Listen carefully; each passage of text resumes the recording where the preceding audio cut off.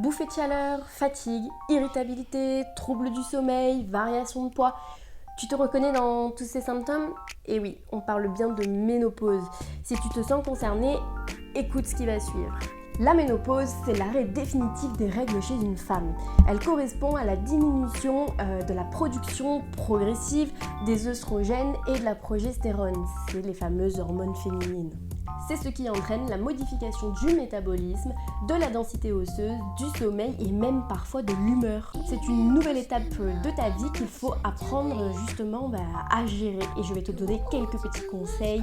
En premier, on va parler alimentation. Bon, déjà, ce qu'il faut se dire, c'est qu'il faut avoir une bonne portion justement de végétaux dans notre alimentation générale. Donc, essaye si possible à chaque repas d'apporter une certaine quantité de légumes et n'hésite pas à avoir des assiettes colorées. Ça peut aider à vouloir manger des légumes. À la ménopause, la masse musculaire a tendance à diminuer. C'est pour ça que dans l'assiette, il faut faire attention à avoir suffisamment de protéines. Donc les protéines, on peut avoir les protéines animales comme viande, poisson et œufs, mais aussi les protéines végétales comme les légumineuses par exemple.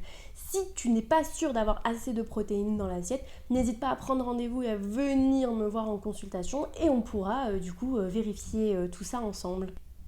Il va falloir que tu contrôles justement les apports en calcium et en vitamine D parce que l'ostéoporose est plus présente chez les personnes étant en ménopause.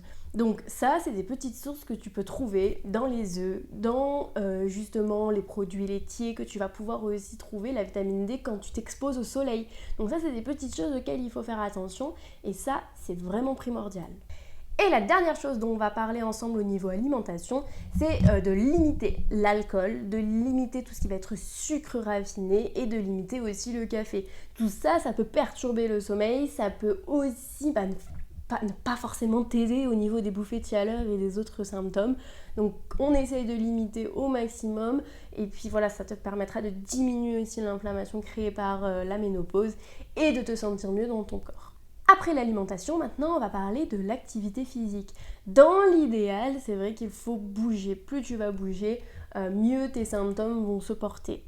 Dis-toi qu'il faudrait que tu essayes de cumuler à peu près 45 minutes par jour d'activité. Donc en fait, c'est le fait de bouger, c'est les petits trajets que tu vas faire à pied au lieu justement de te garer par exemple devant le magasin. Gare-toi un petit peu plus loin et si tu peux marcher 5 minutes, ça te fait 5 minutes de gagner dans les 45 minutes et ce cumul-là, il est à faire tous les jours et ça, c'est super important. Donc essaye de bouger régulièrement et n'hésite pas aussi à intégrer des activités qui vont nous permettre aussi d'aider le troisième point dont je vais parler.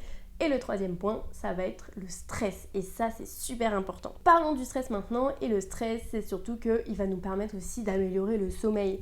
Le fait justement d'intégrer une activité physique, alors à n'importe quel niveau, ça c'est toi qui choisis.